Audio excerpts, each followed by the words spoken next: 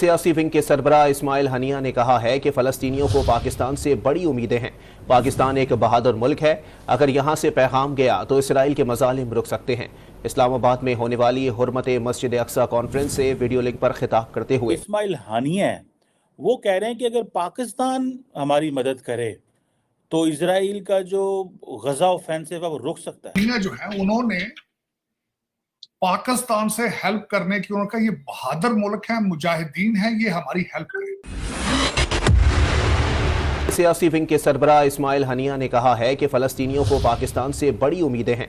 पाकिस्तान एक बहादुर मुल्क है, अगर यहाँ से पैगाम गया तो इसराइल के मज़ालिम रुक सकते हैं।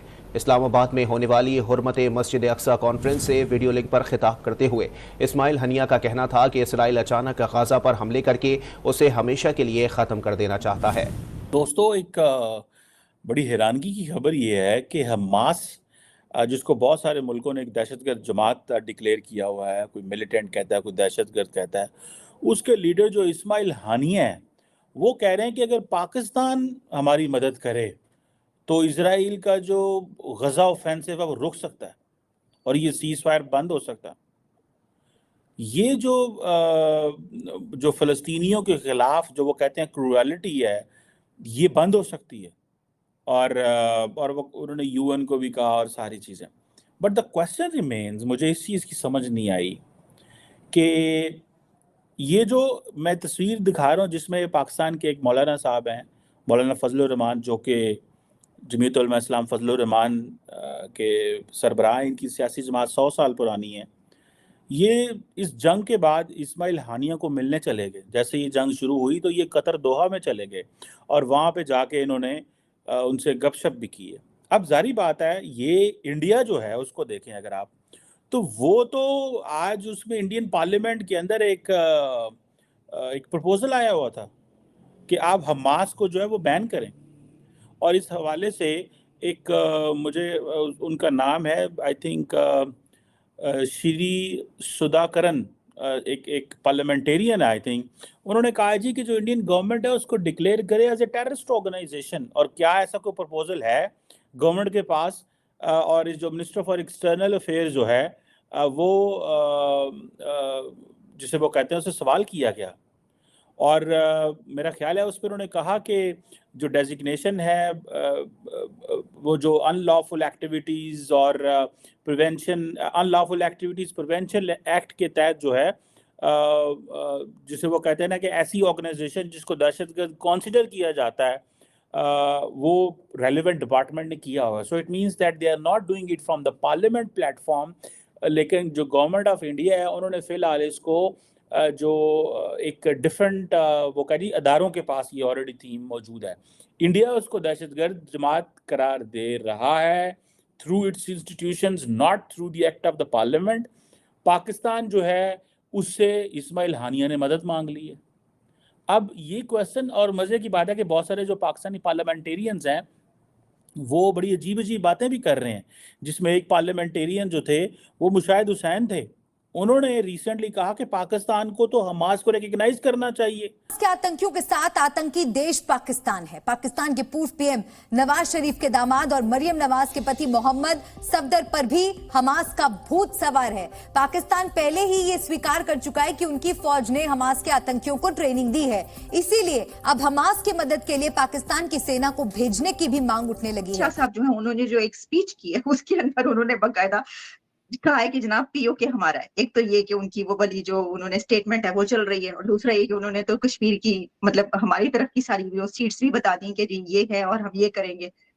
तो ये इसके ऊपर बड़े पाकिस्तान में कंसर्न्स जो किए जा रहे हैं। सर, क्या इस पे आप इसको कैसे देख रहे हैं कि ये जो बात है ये कैसे आगे बढ़ रही है?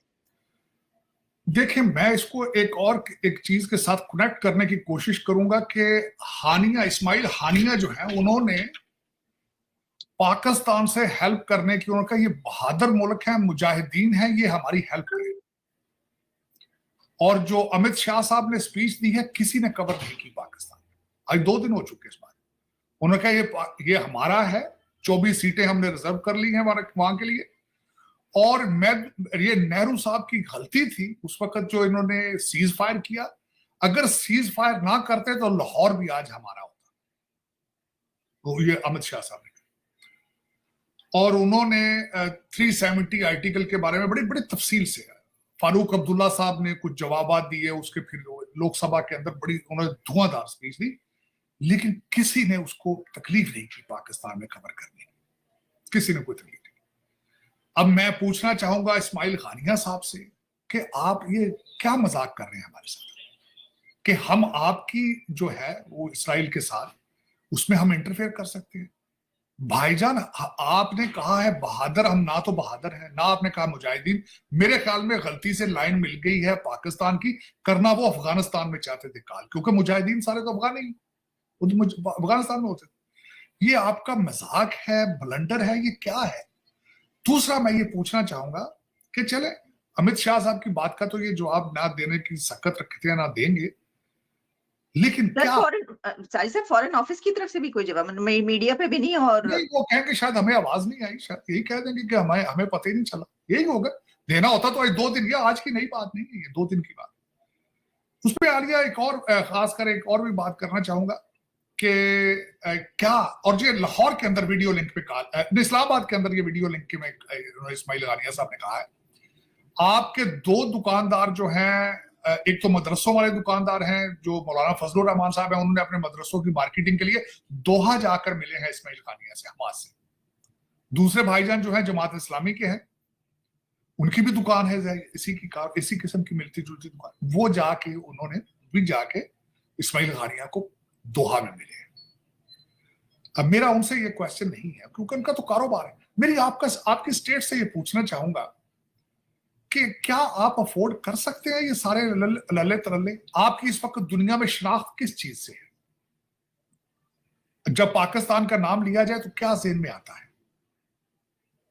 क्या आप अफोर्ड कर पाते थे कि यहाँ पे इस्लामाबाद के अंदर एक बहुत बड़े हाल के अंदर जना सिंपोजियम, ये जहां पे वो स्पीच उन्होंने की है वीडियो लिंक के जरिए इस्माइल हानिया ने, क्या आपको ये करना चाहिए था ये? और मैं इसी को रिलेट करूंगा आपके लो रिजर्व्स के साथ कि इस वक्त आप सिर्फ IMF के ऊपर डिपेंड कर रहे हैं क्योंकि CPEC तो आपने बंद कर दिया।